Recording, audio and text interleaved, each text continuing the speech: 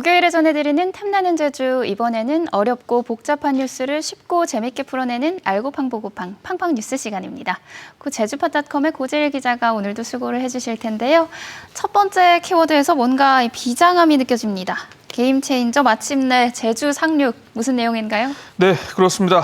어떤 일의 결과나 흐름을 바꾸는 중요한 인물이나 사건 또는 제품을 바로 게임 체인저라고 하는데요. 요즘 보면은 정치권에 저마다 자기가 게임 체인저가 되겠다, 이런 인물들이 많은 것 같습니다. 자, 그런데 가짜 게임 체인저는 가라, 진짜가 등장했습니다. SK 바이오 사이언스 경북 안동 공장에서 출하된 3,900회분의 이 아스트라제네카 코로나19 백신. 네, 오늘 새벽 목포항을 출항해서 제주항에 오전 6시쯤에 도착을 했는데요. 네, 역시나 귀하신 몸입니다. 네, 내일부터 시작될 역사적인 백신 접종을 앞두고 군과 경찰의 삼엄한 호의를 받으면서 도내 6개 보건소와 그리고 9개 요양병원에 분산 이송됐습니다. 네, 코로나19 종식에 대한 도민들의 기대가 큰데요. 어떤 순서로 접종이 이루어질 예정인지 정리해 주시죠. 네, 아마 도민분들, 관심 가지신 분들 많이 찾아보시고 또 들어는 보셨을 겁니다만 다시 한번 말씀을 드리겠습니다. 제주 지역의 일단 이번 접종 대상은 모두 3,193명인데요. 요양병원과 요양시설의 65세 미만 입소자와 종사자가 첫 대상이 된다라고 합니다. 아마 많은 분들, 그러면 누가 1호 접종자가 될까? 이렇게 궁금하신 분들 계실 텐데요. 아직 1호 접종자는 결정이 되지 않았다고는 해요. 자, 그런데 이 백신 약병 하나에 이 접종분이 모두 10명의 접종분이 들어있다고 하는데 백신 폐기량을 최소화하기 위해서는 10명씩 묶어서 접종을 진행할 예정이라고 합니다. 그래서 첫 접종, 1호 접종은 아마 1명이 아니고 10명, 여러 명이 동시에 나올 가능성이 높다라고 이렇게 예상을 하고 있습니다. 어쨌든 내일부터 이 접종이 예정된 요양병원과 요양시설 입소자와 종사자를 시작으로 고위험 의료기관 종사자 그리고 코로나19 1차 대응 요원, 코로나19 환자 치료병원 종사자 등 9,819명에 대한 접종이 1분기에 이루어질 예정이라고 하고요. 이어서 2분기에는요. 코로나19 취약시설 입소자와 종사자 그리고 의료기관 종사자 65세 이상 노인 등에 대한 접종이 이루어집니다. 그리고 3분기에 만 19세에서 64세까지 일반 성인을 대상으로 접종이 진행된다고 하니까 저희 여기 세 분은 아마 3분기에 맞게 될 것 같네요.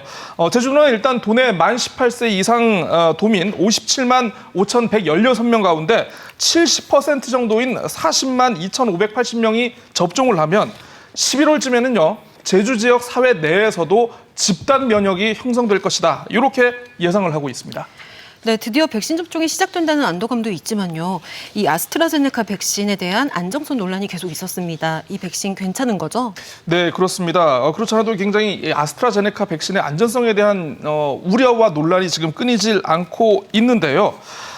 아마 이거 때문인 것 같습니다. 지금 만 65세 이상 분들인 경우 원래 접종을 하기로 했다가 아스트라제네카 백신 접종이 보류되면서 이거 안전성에 문제 있는 거 아니냐, 이런 오해를 하고 계시는데요. 전문가인 정은경 질병관리청장이 지난 15일 접종 계획을 밝힐 당시에 이 내용을 분명히 정리를 했습니다. 유효성 데이터가 확보되지 않았기 때문에 65세 이상 국민들에 대한 접종을 보류한다라는 것인데요. 아스트라제네카가 우리나라 식약처에 제출한 이 3상 임상 데이터 약 9,000명을 대상으로 했는데 이 가운데 65세 이상 참가자가 660명에 불과했다라고 합니다. 자, 그러니까 이 백신이 효과가 있는지 없는지 따져보기에는 660명의 인원이 너무 적은 표본이다 라고 해서 이게 하는 건데요. 안전성에 문제가 있는 것이 아니라 유효성을 판단할 수 없기 때문에 보류를 했다라는 겁니다. 안전성은 이미 입증이 됐지만 이걸 유효성 데이터를 충분히 확보한 후에 접종을 진행해도 늦지 않다는 것이 정부의 판단인 것 같습니다. 네, 코로나19로 잃어버렸던 일상이 다시 손에 잡힐 듯 가까워지는 느낌인데요. 하지만 이 백신 접종이 시작이 되더라도 지금처럼 생활 방역에 신경을 써주시기 바랍니다. 두 번째 키워드로 넘어가겠습니다. 여론조사의 후폭풍. 제2공항 여론조사와 관련된 소식이군요. 네, 그렇습니다.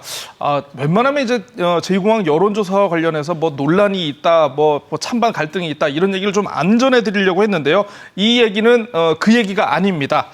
이 반대가 우세하게 나온 제2공항 찬반 도민 여론조사 결과가 원희룡 도지사의 정치 행보에 어떤 영향을 미칠지 지금 관심이 모아지고 있습니다.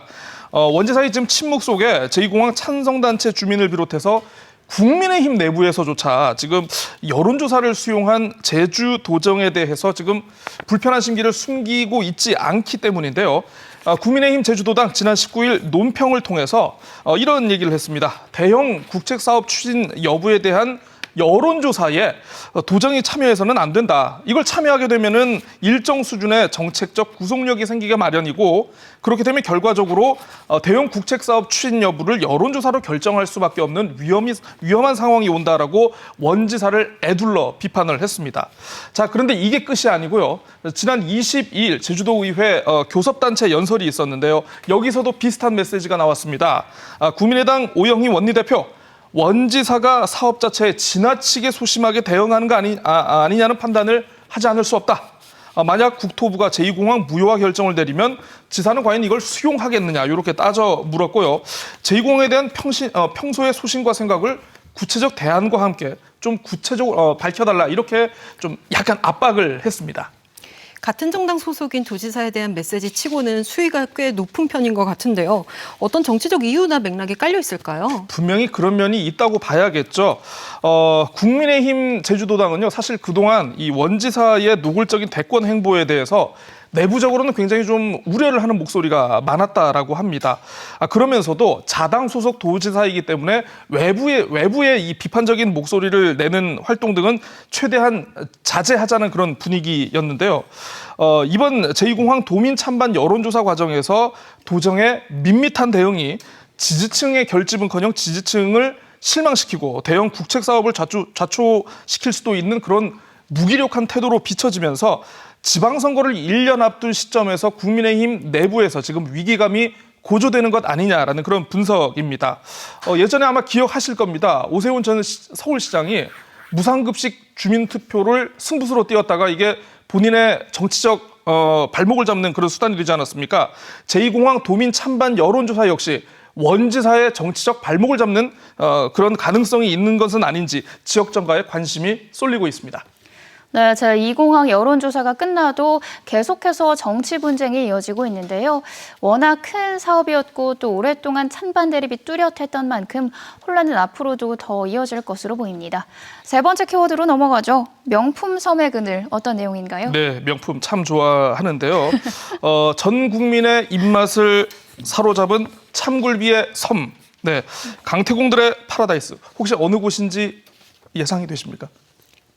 말씀하셔도 되는데요. 네, 그렇습니다. 추자도입니다. 예, 이 추자도 신양리에 위치한 하수 처리 시설이 있는데요. 이 하수 처리 시설이 재기능을 하지 못해서 정화되지 않은 오폐수가 그대로 콸콸콸 바다로 흘러 들어간 사실이 최근 KBS 취재 결과 확인이 됐습니다.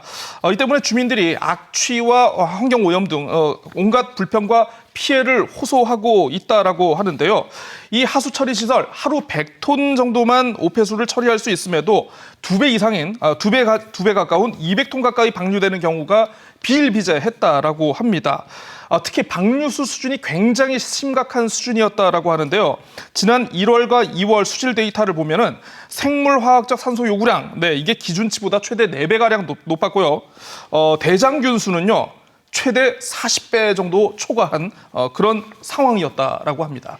사실 이 정도면 바다 오염도 꽤 심각한 수준이었을 테고 악취까지도 무척이나 심했을 것 같은데요.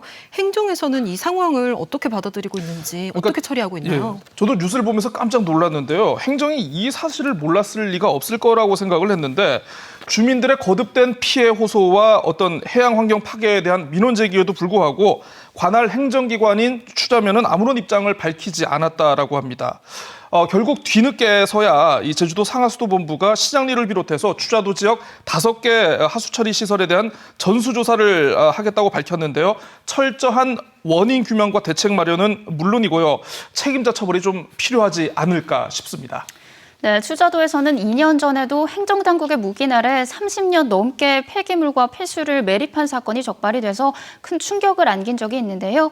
이번 기회에 추자도 전역에서 불법 환경 파괴 행위에 대한 꼼꼼한 점검 작업이 진행되면 좋겠습니다. 오늘 소식 여기서 마무리 짓죠. 두 분 고맙습니다.